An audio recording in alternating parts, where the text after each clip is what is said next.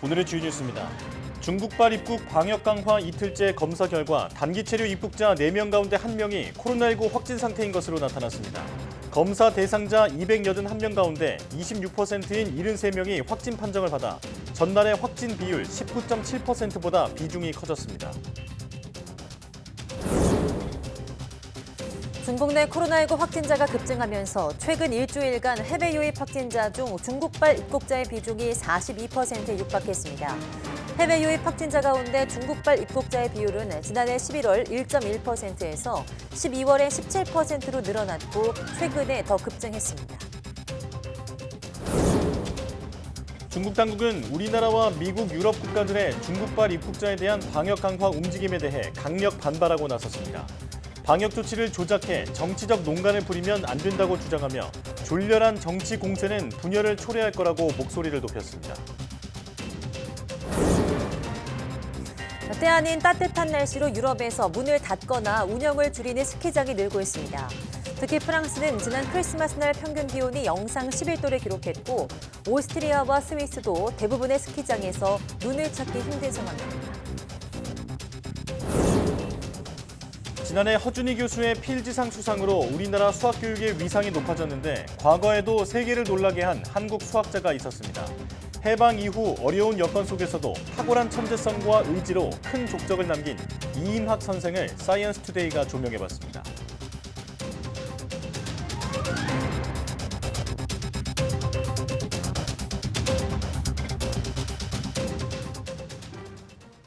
여러분 안녕하십니까? 사이언스 투데이 시작합니다. 중국발 입국자에 대한 방역 강화가 이틀째 되던 날 중국발 단기 체류 입국자 가운데 코로나19 확진 판정을 받은 비율이 26%에 달했습니다. 중앙방역대책본부는 3일 중국발 단기 체류 입국자 281명을 인천공항검사소에서 PCR 검사한 결과 73명이 확진 판정을 받았다고 밝혔습니다. 양성률이 26%에 이르는 것으로 전날 양성률 19.7%보다 상승했습니다. 중국발 단기 체류 외국인의 누적 확진자 수는 136명으로 누적 양성률은 22.7%입니다. 3일 중국발 입국자 전체 인원은 1,137명입니다. 중국발 입국자 가운데 단기 체류 입국자는 인천공항검사소에서 PCR 검사를 받고 내국인과 장기 체류 입국자는 거주지 보건소에서 24시간 안에 검사를 받아야 합니다. 중국 내 코로나19 확진자가 급증하면서 최근 일주일간 해외 유입 확진자 중 중국발 입국자의 비중이 40%를 웃돈 것으로 나타났습니다. 질병관리청은 지난달 29일부터 4일까지 일주일 동안 해외 유입 확진자 587명 가운데 중국에서 입국한 확진자는 41.9%인 246명인 것으로 집계했습니다. 해외 유입 확진자 가운데 중국발 입국자의 비율은 지난해 11월 1.1%였던 것이 중국 내 코로나19 상황이 악화하면서 12월엔 17%가량으로 높아졌습니다. 특히 지난 2일 중국발 입국자 전원에 대한 PCR 검사가 시작된 후 비율은 급증해서 4일 0시 기준 해외 유입 확진자 172명 가운데 중국발 확진자는 76%인 131명에 달했습니다. 코로나19 환자가 급증하는 중국에서 XBB 등 신종 변이 바이러스가 잇따라 확인됐습니다. 다소 주춤한 지구촌 팬데믹이 다시 중국에서 촉발하지 않을까 하는 우려 속에서 중국인들은 지금 재감염 공포에 떨고 있습니다. 이승훈 기자입니다. 중국의 모든 병원은 북새통입니다. 고통을 호소하는 이들로 대기실과 병상의 구분은 사라졌고 쉴 새 없는 구급차의 사이렌 소리, 여기에 생사의 고비에선 응급 환자의 호송이 뒤엉키면서 24시간 쉼없는 질병과의 전쟁을 치르고 있습니다. 打破专科的界限，就是而不是说上急诊只有急诊科医生来上。 환자가 폭발하는 상하이에선 XBB와 BQ1 등 신종 변이가 잇따라 확인됐습니다. 이들은 오미크론 가운데 가장 최근에 나온 하위 변이인데 특히 XBB 계열 변이는 치료제를 써도 잘 낫지 않고 심지어 개량 백신의 저항력도 있다는 연구 결과마저 있습니다. 比如说现在我们是 BF.7， 那么下一步呢可能是 XBB 或者 BQ.1.1 这类的这个毒株，那可能再次感染。 중국 정부는 면역력 약한 사람이나 이런 신종 변이에 감염될 거라며 다독이고 있습니다. 하지만 주민들에겐 XBB가 코로나에 걸렸던 사람마저 다시 공격해 생명을 위협할 거라는 공포가 확산하고 있습니다. 이런 불안을 반영하듯 XBB가 설사와 복통을 가져온다는 소문이 돌자 온라인에서 파는 설사약은 바로 동났습니다. YTN 이승훈입니다. 우리나라와 미국을 비롯한 일부 국가들이 중국발 입국 문턱을 높이자 중국 당국이 상응하는 조치를 취하겠다며 발끈하고 나섰습니다. 마오닝 중국 외교부 대변인은 정례 브리핑에서 방역 조치를 조작해 정치적 농간을 부리거나 차별해서는 안 된다며 이같이 말했습니다. 이어 일부 국가가 중국만을 대상으로 입국 제한 조치를 취한 것은 과학적 근거가 부족하고 일부 과도한 방법은 더욱 받아들일 수 없다고 강조했습니다. 중국 관영 CCTV도 미국과 유럽 일부 사람들의 졸렬한 정치 공세는 분열을 조성하게 될 것이라고 주장했습니다. 중국발 여행객 코로나 입국 심사 강화에 대해 이처럼 중국이 반발하자 미국은 전적으로 과학적인 조치로 보복이 아니라고 반박했습니다. 유럽연합도 중국발 입국자 폭증에 따른 코로나19 재확산을 막기 위해 공동 방역을 강화하기로 했습니다. 이종수 기자입니다. 미 동부시가 6일 자정부터 중국과 홍콩, 마카오에서 미국으로 입국하는 모든 여행객은 비행기 탑승 이틀 이내에 실시한 코로나19 검사 음성 확인서를 제출해야 합니다. 미국 정부가 코로나19 확산 속에서 급증 조짐을 보이는 중국발 입국자에 대한 이러한 규제 조치를 시행하기로 하자 중국 정부는 과학적 근거가 없는 정치적 처사라고 반발했습니다.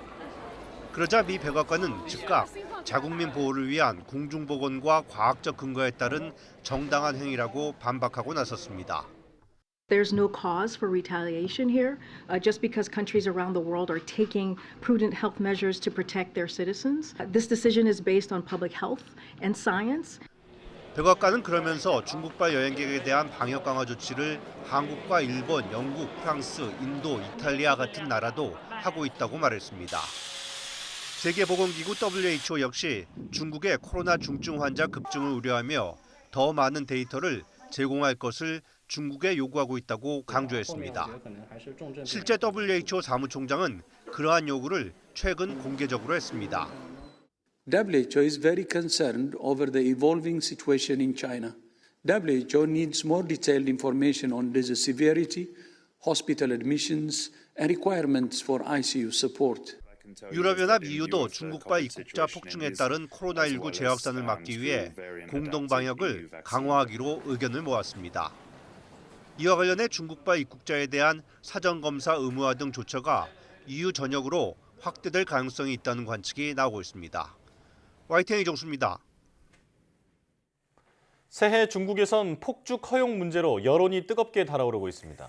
중국 당국이 오랜 풍속 가운데 하나인 불꽃놀이를 금지하면서 일부 지역에선 공안 차량을 뒤집어 버리는 등의 반발이 잇따르고 있습니다. 베이징 강정규 특파원이 보도합니다. 성난 군중들이 공안 순찰차를 흔들어대고 부수기 시작합니다. 한 청년이 차량 번호판을 떼어낸 뒤 지붕에 올라타 춤을 추자 환호성이 터져나옵니다. 흥분한 사람들은 이내 순찰차를 뒤집어버리고 바로 그 옆에서 폭죽을 터뜨리며 공권력을 조롱합니다. 새해맞이 불꽃놀이에 나선 허난성 주민들을 공안이 제지하고 나서면서 벌어진 일입니다.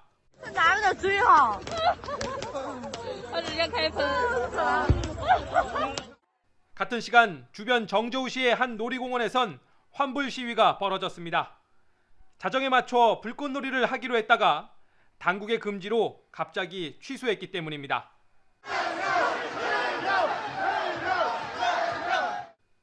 중국엔 폭죽을 터뜨려 애군을 쫓는 오랜 풍속이 있습니다. 그러나 시진핑 집권 이후 안전사고 방지와 환경보호 명목으로 제한을 걸기 시작하더니 지난해 1월 베이징을 비롯한 전국 각지에 전면 금지 조치가 내려졌습니다. 그런데 채 1년도 못 가서 제로 코로나 폐지에 따른 재개방 분위기 속에 일부 지역이 폭죽 금지 조치를 풀었습니다. 찬반 여론에도 다시 불이 붙었습니다. 因为过年本来也是一个传统的习俗，我觉得这个还是有必要继承和恢复的吧。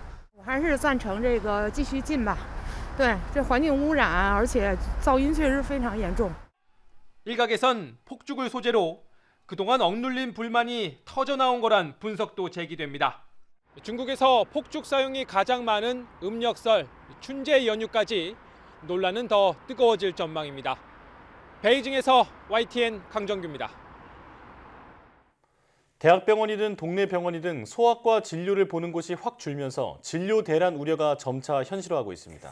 그나마 문을 열고 있는 동네 소아과로 환자들이 몰리면서 대기 시간이 1시간가량 되고 대학병원 소아과 전공의가 2달 뒤면 절반 이상 줍니다.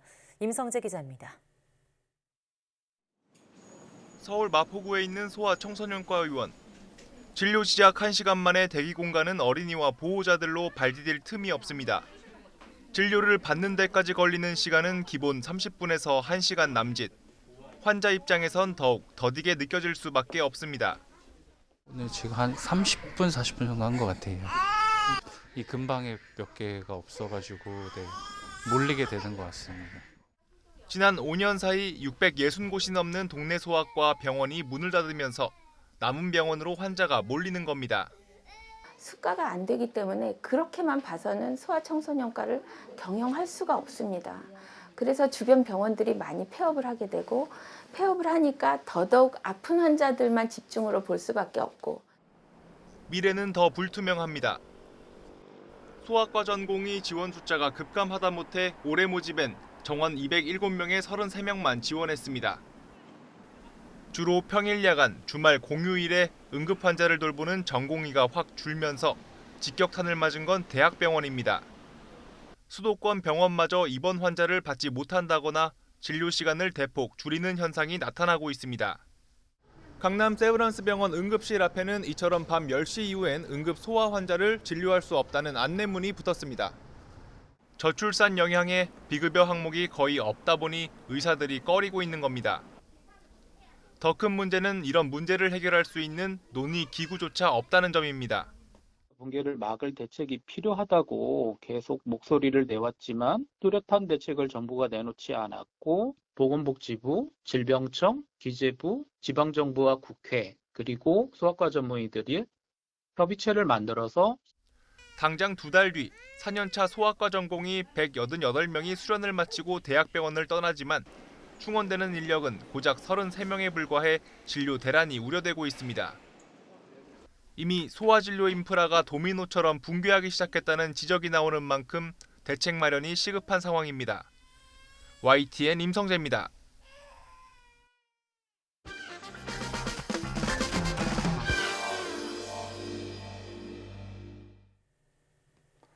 지난해 우리나라는 허준이라는 젊은 수학자 덕분에 세계적으로 어깨가 으쓱해졌죠. 수학계의 노벨상이라는 표현을 넘어 희소성과 제약 조건 때문에 노벨상보다 더 받기 힘들다는 필즈상을 수상했기 때문입니다. 네, 그런데 우리나라의 허준이 교수 이전에도 세계를 놀라게 했던 천재 수학자가 있었다는 사실 혹시 알고 계십니까? 해방 이후 불우했던 나라의 운명에도 불구하고 탁월한 천재성과 불굴의 의지로 세계 수학계에 큰 족적을 남긴 이희막 선생을 오늘 과톡이 돌아봤습니다. 함께 만나보시죠. 작년 7월 한국계 최초로 필즈상을 수상한 허준이 교수. 필즈상은 수학계 노벨상으로 불리면서도 4년에 한 번씩 최대 4명까지만 수상하며 만 40세 미만의 젊은 학자들에게만 주어져 노벨상보다 받기 어려운 상으로 꼽히는데 하지만 허준이 교수 이전에 유력한 수상 후보로 거론됐던 인물이 있다. 젊은 수학자들에게 깊은 영감을 주고 해방 후 혼란스러운 시기임에도 세계 수학사에 놀라운 족적을 남긴 이희막 박사의 이야기를 만나본다. 1932년 함흥. 야야야야, 응? 쟤야 쟤. 쟤가 누군데?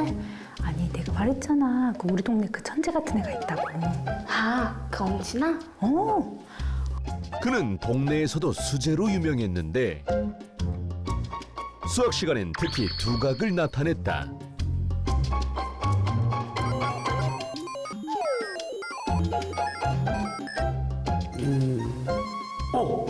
정답은 5입니다. 너 정말 대단한 아이구나. 그는 천재란 말을 증명하듯 한남 공립중학교와 함흥 고등보통학교를 수석으로 졸업하고 1939년 경성 제국대학에 입학하게 됐는데 에? 학교에 수학과가 없다고요? 당시 일본은 식민교육 정책의 일환으로 한국의 자연과학학과 설치를 제안했고 특히 수학과는 단 한 곳도 개설되지 않은 상황이었다. 그는 어쩔 수 없이 물리학과를 선택했지만 재학 당시에도 수학 천재로 학생들 사이에서 전설 같은 존재였는데 이렇게 해가지고 저렇게 이런 식으로 하면 이렇게 나오게 되지? 그는 부족한 교육 환경에서 재학생을 가르치는 교수 아닌 교수였다. 그러던 중 1945년 해방을 맞자 경성제국대학은 경성대학으로 이름을 바꾸면서 없었던 수학과를 개설했는데 이때 수학과 강단에 설 교수로 학사 학위만 가지고 있었던 24살의 이막을 임명했다.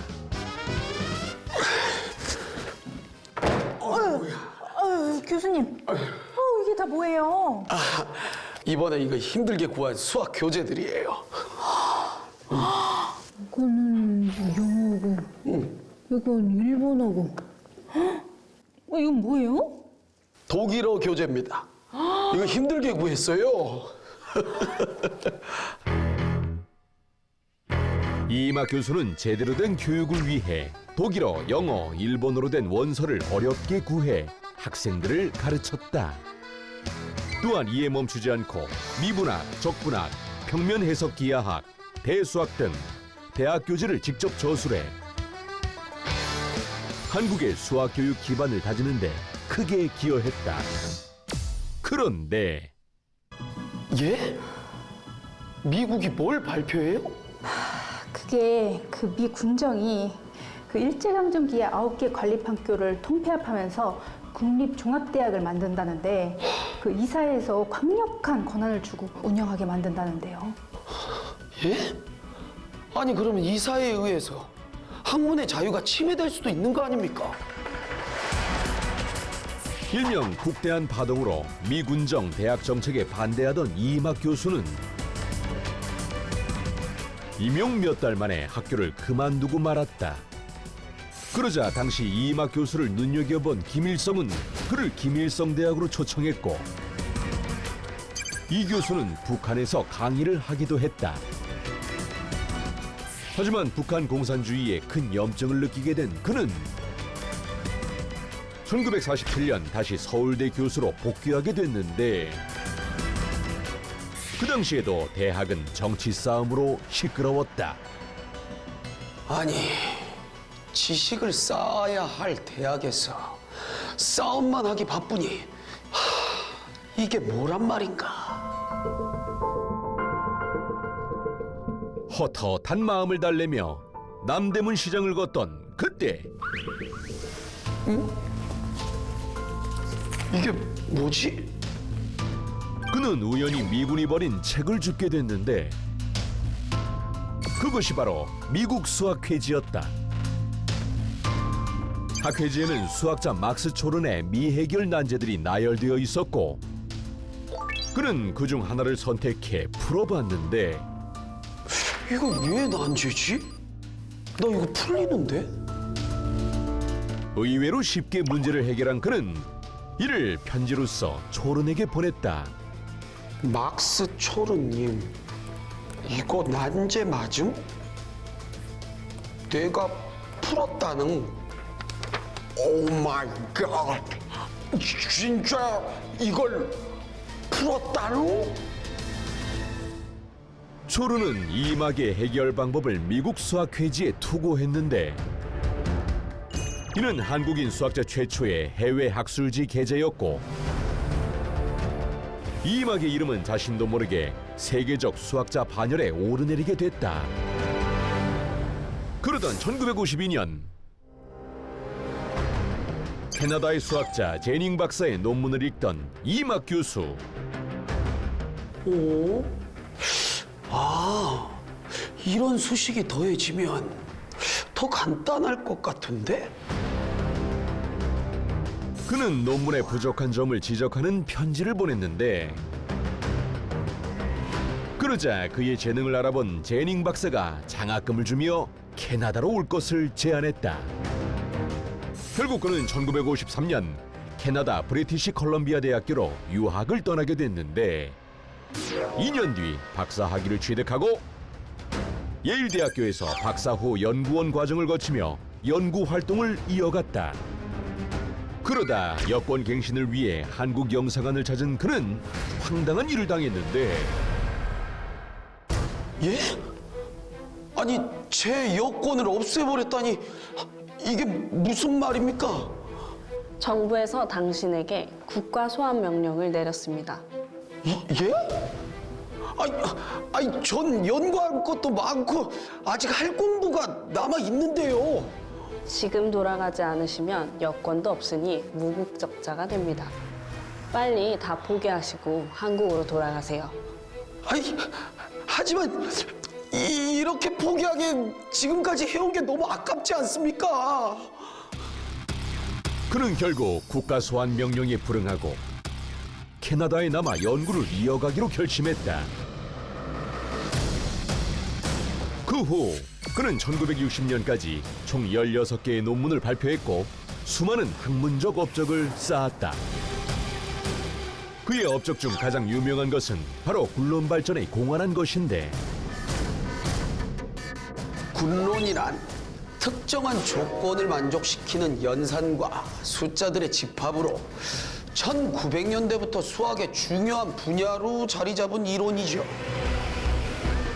이런 군의 기초가 되는 새로운 단순군이 발견될 때마다 수학계에는 큰 파문이 일었다. 저는 새로운 종류의 단순군들에서 무한한 두 모임을 발견했습니다. 제 성씨인 리를 넣어서 리군으로 명명했습니다. 이막 박사의 리군은 수학계의 화제가 되었고 1984년부터 94년까지 이 리군 이론을 연구한 논문이 무려 90편이 될 정도로 큰 반향을 일으켰다. 그렇게 세계적 수학자가 된 이막 박사. 하지만 그는 쉽게 조국에 돌아올 수 없었다. 국가 소환 명령에 불응하고 북한에 방문한 경험이 있었기 때문이었다. 그런 그가 다시 한국 땅을 밟게 된 건 1996년 대한수학회 창립 50주년 기념식에 초청받아 한국에 들어오게 된 그는 후배 수학자들을 만나 조언을 아끼지 않았다. 저는 한국 수학자들이 한쪽 분야에만 치우치지 않고 정수론 같은 풀어야 할 문제가 많은 분야에 많이 도전하길 바랍니다. 이후 학계에서는 그의 국적 회복을 위해 노력했지만 그는 결국 뜻을 이루지 못하고 2005년 타계하고 말았다. 해방 직후 가난하고 혼란스러운 국가가 품지 못했던 수학 천재 이막 박사. 그는 전 인류의 지식 지평을 넓혀주며 조국의 후배들에게 희망과 용기를 전한 위대한 수학자로 기억되고 있다. 이번 주 핫 이슈. 너무 추워. 영하로 꽁꽁 온 날씨. 하지만 따뜻한 집에서 국내 대표 국립과학관 5곳의 전시를 만날 수 있는 콘텐츠가 생겼습니다. 국립중앙과학관이 국립과학관 5곳의 기획 특별전시 6건을 온라인 가상현실 전시관으로 구축한 건데요. 이제 집에서 컴퓨터, 스마트폰, VR 기기 등을 통해 생생히 전시를 감상할 수 있다고요. 먼저 온라인 전시관 누리집으로 접속하면 웹, 모바일 모드와 HMD 모드로 감상이 가능한데요. 선생님의 자세한 설명과 함께 전시를 관람할 수 있습니다. 스크롤을 이용해 전시물을 가까이서 볼 수도 있고 전시장 영상들도 클릭하면 모두 감상할 수 있습니다. 보고 싶었던 전시가 너무 멀어 포기했던 분들 안타깝게 날짜가 지나 전시를 못 보셨던 분들, 새로운 관점의 전시와 과학 지식이 고프신 분들, 모두 온라인 전시관을 이용해 보세요.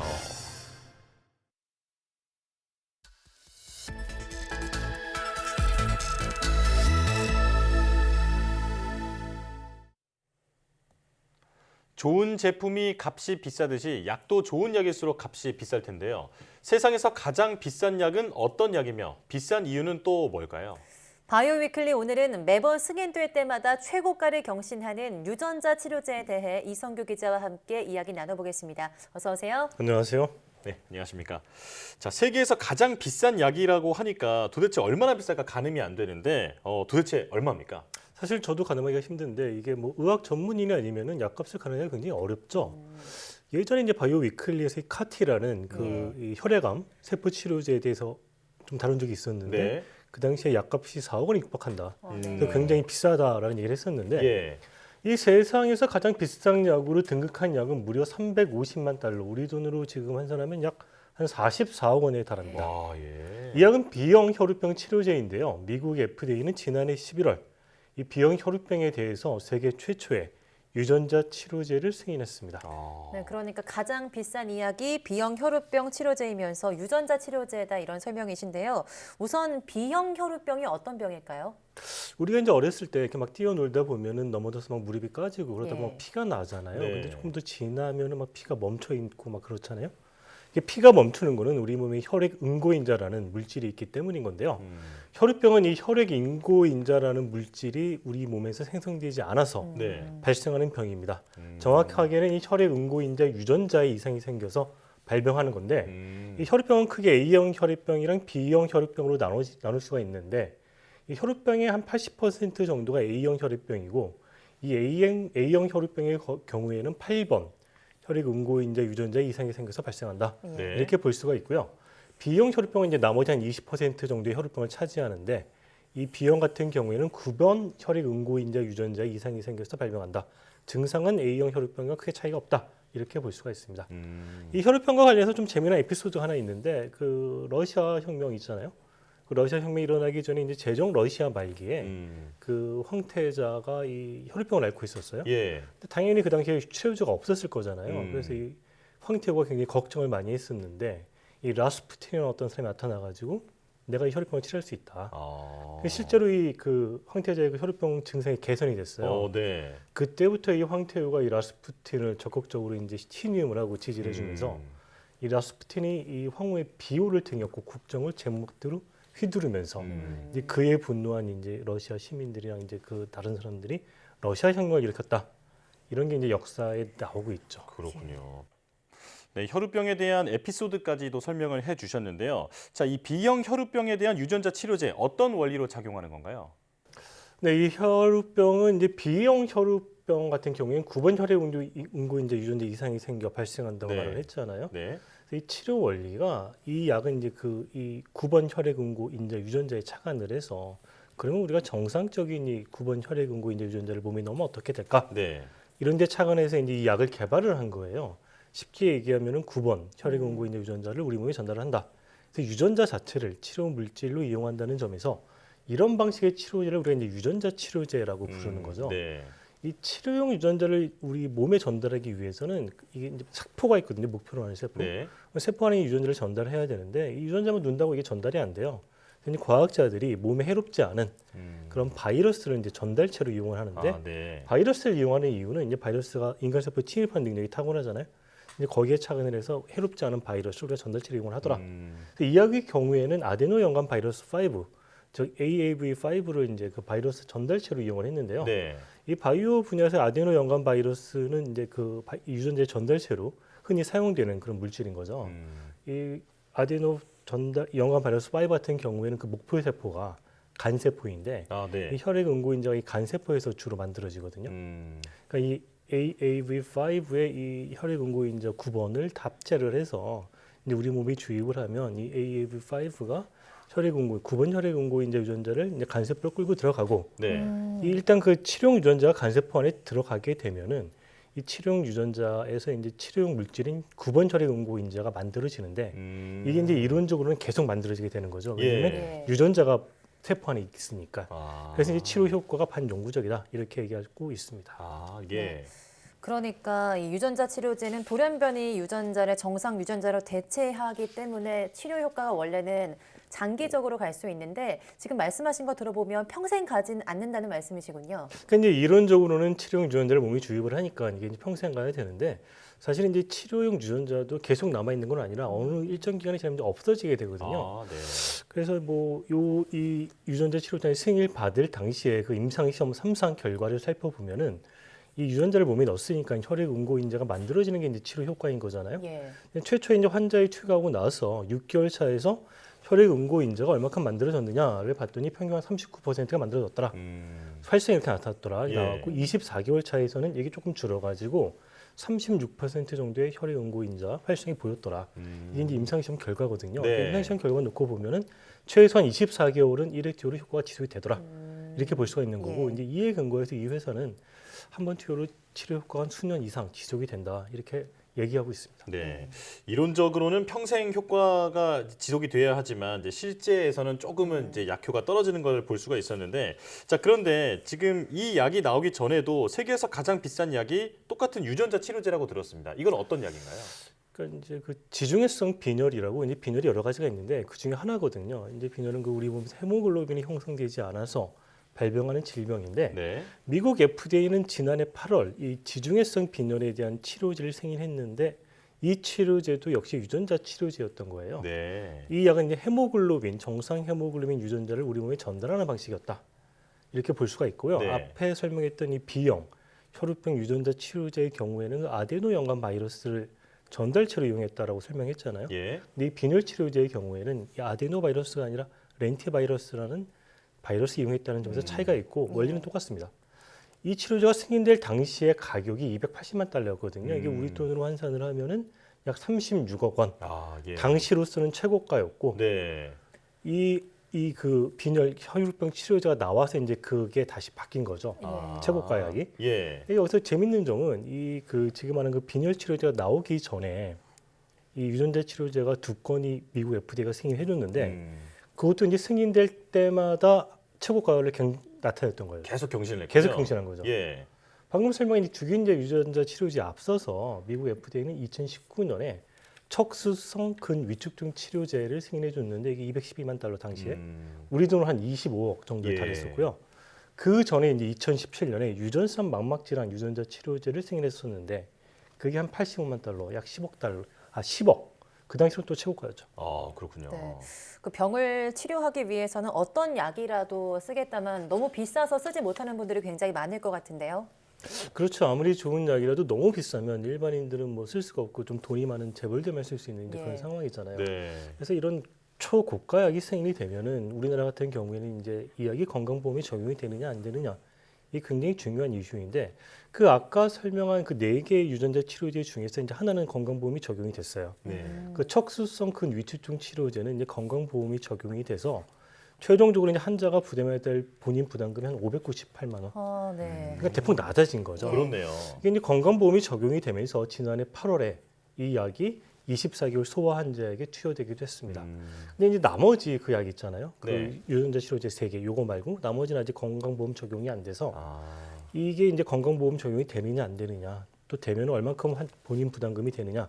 이제 이게 실질적으로 이 약들의 어떤 환자 투여의 어떤 향방을 결정하는 바로미터가 될 것으로 보입니다. 그렇군요.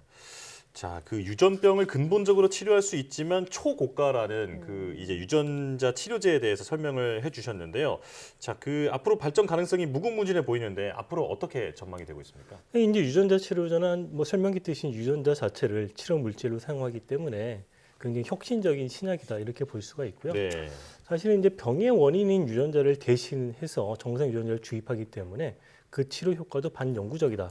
이런 점에서 이제 전 세계적으로 이 어떤 유전자 치료제가 이렇게 좀 각광받고 있는 건데 네. 사실은 이 희소 유전병이 굉장히 많아요. 굉장히 많은데 그 중에서 한 6,000여 종은 단일 유전자가 이제 병의 원인인 거예요. 예. 그러니까 원인 유전자가 하나이니까 이 하나의 유전자만 우리가 주입을 해주면 그 병을 치료할 수 있다 이렇게 볼 수가 있잖아요. 네. 이런 관점에서 유전자 치료제가 굉장히 주목을 받고 있고 지금 이제 바이오 분야에서 최근 신약 개발의 트렌드는 유전자 치료제나 아까 설명했던 카티와 같은 세포 치료제다 이렇게 볼 수가 있습니다. 그 시장 조사 기관인 이 프로스트 앤 설리반의 자료를 살펴보면 이 전 세계 유전자 치료제 시장이 지난 2021년 한 20억 달러 규모였거든요. 근데 오는 2027년이면 한 8배 증가한 184억 달러 정도 규모로 성장할 것으로 전망이 되고 있습니다. 네. 오늘 이야기를 나눠보니까 이 희소 유전병 환자들에게 유전자 치료제가 굉장히 큰 희망이 되고 있는데요. 환자가 부담해야 하는 가격적인 측면에서도 희망적인 소식이 많이 들려왔으면 좋겠습니다. 이성규 기자와 함께했습니다. 고맙습니다. 고맙습니다.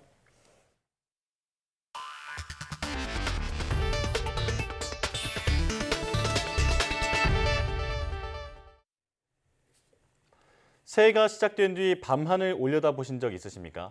지난 밤하늘에서는 유성이 비처럼 한꺼번에 쏟아져 내리는 별똥별쇼가 펼쳐졌는데요. 3대 유성우 중 하나인 4분의 자리 유성우가 그 주인공입니다. 정혜윤 기자가 소개합니다. 북두칠성과 함께 보석처럼 빛나는 별들이 밤하늘을 가득 메웠습니다. 쏟아져 내리는 별들 사이로 꼬리를 드러내며 떨어지는 별똥별. 바로 3대 유성우로 불리는 4분의 자리 유성우입니다. 유성우는 별똥별이 비처럼 한꺼번에 쏟아져 내리는 현상으로 지난 밤 사이가 4분의 자리 유성우를 가장 많이 관측할 수 있는 극대기였습니다. 12월 말부터 1월 초까지 관측이 가능한 4분의 자리 유성우는 페르세우스 자리 유성우, 쌍둥이 자리 유성우와 함께 3대 유성우로 꼽힙니다. 4일 새벽이 극대기였고 이달 상승까지는 더 관측이 가능할 것으로 보입니다. 이번 유성우를 놓친다면 남아있는 2번의 별똥별쇼 관람을 계획해도 좋습니다. 8월의 페르세우스 유성우와 12월의 쌍둥이 자리 유성우입니다. 이때는 달이 없는 금음이라 별똥별을 관측하기에는 최상의 조건이어서 이번보다 더 환상적인 우주쇼가 펼쳐질 것으로 기대됩니다. YTN 정혜윤입니다. 유럽의 때 아닌 따뜻한 겨울과 적은 눈으로 문을 닫거나 운영을 줄이는 스키장이 늘고 있습니다. 오스트리아의 인스부르크, 스위스의 비아르슈를 오른 독일의 랭그리 등 유럽의 유명 스키장 가운데는 올 겨울 흰 눈을 찾아보기 힘든 곳이 많아지면서 겨울 눈을 즐기려던 많은 스키 동호인들을 안타깝게 하고 있습니다. 특히 프랑스의 경우 지난 크리스마스 날 평균 기온이 11.3도를 기록해서 지난 1948년 첫 관측 뒤 1997년에 이어서 두 번째로 포근한 크리스마스를 기록했습니다. 전문가들은 이런 상황이 계속되면 이번 세기 말에는 알프스 산맥의 낮은 지역에서는 스키를 타는 것이 불가능할 수 있다며 화석연료 사용을 줄여서 지구 온난화를 막아야 한다고 지적하고 있습니다. 산림청이 경북 안동의 야산에서 이색 시무식을 했습니다. 소나무 재선충병 방제가 이뤄지는 곳인데요. 산림 재난에 대한 적극적인 대응을 선포하는 자리였습니다. 김진도 기자입니다. 나무 조각을 가르자 그 안에 숨어있던 하늘소의 유충이 드러납니다. 소나무 에이즈로 불리는 재선충병을 옮기는 매개충입니다. 재선충에 감염된 소나무는 잎이 누렇게 변하며 죽어갑니다. 이런 나무들을 잘라 산 아래로 옮긴 뒤 파쇄기에 넣어 잘게 부숴 소각해야 재선충병 확산을 막을 수 있습니다. 올해 소나무 재선충병은 역대 최악이었던 지난 2014년을 넘어설 것으로 우려됩니다. 2014년도에 218만원의 가장 큰 피해를 입었고 그 추세를 감안한다면 현 시점에서 방제를 제대로 하지 않았을 경우 240만 원까지 갈 수 있다고 볼 수 있고요.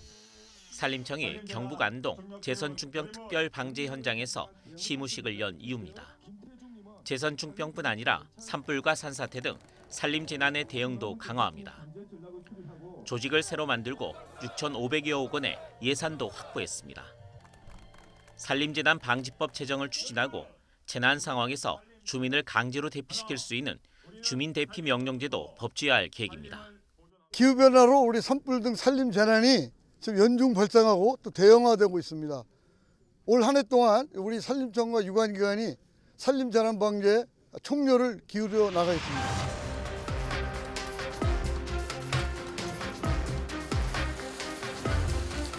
산림청은 나무를 가꾸는 것과 함께 산림이 망가지고 국민이 2차 피해를 보는 산림 재난을 최소화하는 데에도 역량을 결집할 방침입니다. YTN 김윤우입니다. 미국 국무부가 인공지능과 양자 컴퓨터 등 핵심 신흥기술 관련 업무를 담당하는 사무소를 신설했습니다. 국무부는 여러 핵심 신흥기술이 미국 대외정책과 외교에서 빠질 수 없는 부분이 돼 토니 블링컨 장관 결정으로 사무소를 신설했다고 설명했습니다. 미 국무부는 이를 통해 기술정책 전문성과 외교력을 강화하고 핵심 신흥기술에 대한 전략적인 방향성을 제시할 것으로 기대하고 있습니다. 또 생명공학과 인공지능, 양자정보기술 등 사회와 경제 안보를 변혁할 핵심 신흥기술 외교 정책을 개발 조율하면서 외국 파트너와 협의하는 업무를 맡게 될 것이라고 설명했습니다. 세계 최대 전자제품 박람회로 불리는 CES가 미국 현지 시각으로 5일 시작됩니다. 3년 만에 코로나19 걱정을 덜고 완전한 규모로 행사가 열리는 만큼 개최지 라스베이거스 곳곳은 한껏 들뜬 모습입니다. 김철희 기자가 전해드립니다. 미국 라스베이거스 컨벤션 센터. 박람회장 곳곳이 행사 준비로 분주합니다. 곧 있을 전자제품 박람회 CES를 준비하는 모습입니다. CES는 오는 5일부터 바로 이곳 컨벤션 센터에서 4일 동안 진행됩니다. 그동안 코로나19 대유행 영향에 행사를 축소해 진행해왔지만 이번에는 코로나 이전 수준을 되찾았습니다. 규모가 커진 만큼 CES를 찾는 관람객도 늘었습니다. 행사장 주변 호텔에서 남아있는 객실을 구하기 어려울 정도입니다. 라스베이거스를 찾은 사람들은 거리가 활기를 되찾았다며 기뻐했습니다. We've had a huge turnout this year. Now that they've lifted the COVID restrictions, everyone's still staying safe and staying apart, washing our hands. But it's good to go back to normal, and we're seeing a huge turnout this year compared to the past couple of years with COVID. 관람객들은 전염병 걱정을 조금 던 채 행사가 시작되기만을 손꼽아 기다리고 있었습니다. 미국 라스베이거스에서 YTN 김철입니다. 국내 기업들은 CES에서 더 선명하고 유연해진 디스플레이를 탑재한 신제품들을 앞다퉈서 공개할 예정입니다. 경기 침체 분위기에 가전제품 수요도 줄고 있는데 우리 기업들의 혁신적인 제품들이 세계인의 눈을 사로잡을 수 있을지 주목됩니다. 라스베이거스에서 윤혜리 기자가 보도합니다. 일반 모니터를 세대 합친 것만큼 길게 뻗은 모니터가 곡선으로 휘어 있습니다. 초당 240번 바뀌는 화면은 생생한 몰입감을 선사합니다. 삼성전자가 CES에서 전 세계 처음으로 선보일 57인치 듀얼 UHD 게임용 모니터입니다. 인공지능이 부족한 화질이나 명암을 채워주는 AI 업스케일링 기술이 탑재된 98인치 8K TV도 공개됩니다. 다양한 영상의 주체와 객체를 분리해서 더 사물을 또렷하게 볼 수 있도록 하는 화질을 제공하고 있고 8K 콘텐츠는 점점 더 다양하고 풍성해지고 있기 때문에 LG 디스플레이는 앞으로도 뒤로도 360도 접을 수 있는 올레드 패널을 내놨습니다. 20만 번 이상 접었다 펴도 망가지지 않고 접히는 부분 주름을 최소화하는 특수 폴딩 구조를 적용했습니다. 사용자가 원하는 대로 화면을 자유롭게 접었다 펼칠 수 있어서 태블릿과 노트북, 휴대용 모니터 등에 활용될 수 있습니다. LG전자는 올레드 TV 출시 10주년을 맞아 기존 제품보다 70% 더 밝고 선명해진 신제품을 선보일 예정입니다. 이처럼 우리 기업들이 CES에서 혁신적인 신제품을 앞다퉈 내놓을 예정이지만 가전 시장 분위기는 예전만큼 좋지 않습니다. 삼성전자와 LG전자는 소비가 줄어도 꾸준히 수요가 있는 고급형 제품으로 불황을 타개하겠다는 전략입니다. 다양한 신제품 공개를 앞두고 있는 국내 기업들이 경기 침체 위기로 얼어붙은 가전시장에서 돌파구를 마련해낼 수 있을지 주목됩니다. 미국 라스베이거스에서 YTN 윤혜리입니다. 올해 우리 경제의 가장 큰 걱정거리는 3년 만에 마이너스 성장이 예상되는 수출입니다. 전 세계 주요국 경기가 동반 침체하면서 반도체와 철강 등의 부진이 심각할 것으로 보이는데요. 자동차 등 일부 업종에서는 성장이 기대됩니다. 보도에 박홍구 기자입니다. 지난해 우리나라는 6,800억 달러를 수출하며 역대 최대 수출 실적을 올렸지만 하반기부터 수출에 적신호가 켜졌습니다. 특히 수출의 5분의 1을 차지하는 반도체가 가장 크게 흔들렸습니다. 7월에 2%대 성장에 그치더니 8월부터는 마이너스로 전환됐고 4분기에는 마이너스 30%까지 추락했습니다. 중국의 코로나 봉쇄와 글로벌 경기 침체로 수요가 감소하고 메모리 가격이 하락했기 때문입니다. 글로벌 인플레이션이랑 경기 침체에 대한 우려가 이제 전 세계적으로 있습니다. 네, 그러다 보니까 IT 제품에 대한 수요가 제일 먼저 직격탄을 맞았고요. 13개 주요 수출 품목 가운데 철강과 석유화학, 디스플레이 등이 하반기부터 반도체와 비슷한 하강 곡선을 그리고 있습니다. 올해는 이 가운데 8개 품목의 연간 수출 증가율이 마이너스를 기록할 것으로 보입니다. 반도체가 마이너스 15%로 가장 크고 석유 제품, 철강 등의 부진이 심각할 것으로 보입니다. 우리는 선진국뿐만 아니라 신흥국까지 모두 동반 경기 부진 내지는 침체가 예상이 되기 때문에요. 해외 수요가 부족한 것이 가장 큰 원인이 되겠고요. 전반적 수출 부진 속에서도 기대되는 업종이 있습니다. 지난해 하반기부터 수출이 급증하고 있는 자동차는 올해도 친환경차 수출로 1.9% 플러스 성장이 예상됩니다. 올해에도 더욱 진화된 차량을 개발하고 공급해서 글로벌 전기차 리더십을 공고히 하고 또 전동화 체제의 전환을 지속해 나가는 것이 이제 우리의 사명입니다. 전기차에 들어가는 2차 전지도 수출이 20% 이상 늘고 선박은 앞서 수주한 LNG 운반선 등의 인도가 이어지면서 27% 성장이 예상됩니다. 하지만 전체적으로 올 한 해 우리 수출은 4%에서 4.5% 마이너스를 기록할 것으로 전망됩니다. 수출 부진은 생산 감축과 국내 경기 둔화로 이어지며 경제의 활력을 떨어뜨리게 됩니다. 다만 수출 어려움은 상반기에 집중되고 하반기로 갈수록 반도체 업황이 개선되면서 점차 회복할 것이라는 게 대체적인 관측입니다. YTN 박홍구입니다.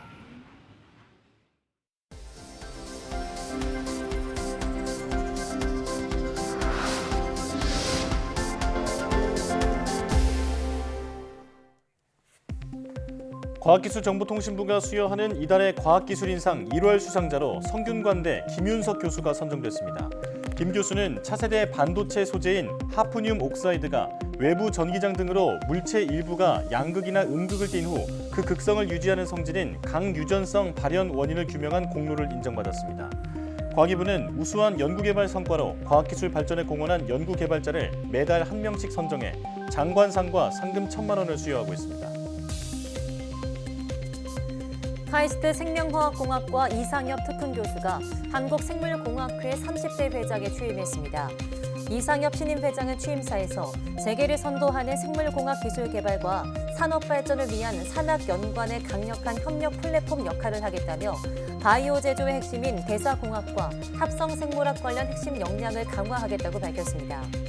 지난 1984년 출범한 한국생물공학회는 국내 최대의 생물공학 관련 학회로 만여 명의 회원이 활동 중입니다. 과학기술연합 대학원대학교 UST는 2023년 동계 UST 연구 인턴십 발대식을 열고 본격 운영한다고 밝혔습니다. UST 연구 인턴십은 이공계 학부 3, 4학년생과 석사과정 학생을 대상으로 하며 다음 달 23일까지 약 2개월간 UST 학위과정이 진행되는 정부 출연 연구기관에서 진행됩니다. 인턴십에 참여하는 약 150여 명의 학생은 연구활동 종사자 보험에 가입되며 월 120만 원씩 2달간 총 240만 원의 활동비를 받습니다. 국내 연구진이 반투명 유기 태양전지 분야에서 세계 최고 성능을 달성했습니다. 한양대, 서울시립대, 한국화학연구원 공동연구진은 세계 최초로 3D 광학 시뮬레이션을 도입해 은나노선 투명 전극의 성능과 빛 투과율을 예측하는 데 성공하고 이를 적용한 반투명 유기 태양전지를 만들었다고 밝혔습니다. 반투명 태양전지는 건물과 자동차 유리창의 형태로 태양전지 역할까지 수행하는데 실생활에 썬팅한 건물과 자동차 유리의 태양광 투과율은 30%입니다. 개발한 반투명 태양전지는 이보다 높은 40%의 투과율을 보였고 태양광을 통한 전력 생산율이 10%에 달해서 유리창은 물론 태양전지의 기능도 훌륭히 수행할 수 있다고 연구진은 설명했습니다.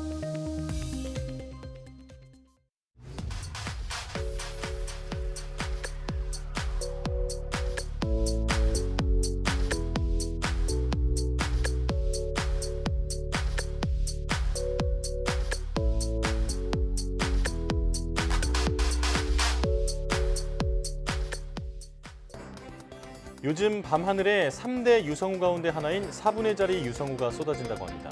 주변이 어두운 곳에서 맨눈으로 관찰해야 유성우를 볼 수 있다고 하는데요. 별똥별을 보며 소원을 빌면 이루어진다고 하죠. 이번 유성우는 이달 상순까지 이어진다고 하니까 한 번쯤 밤하늘 올려다보면서 별똥별에 새해 소망을 실어보는 건 어떨까요? 네, 뉴스 마칩니다. 시청해주신 여러분 고맙습니다.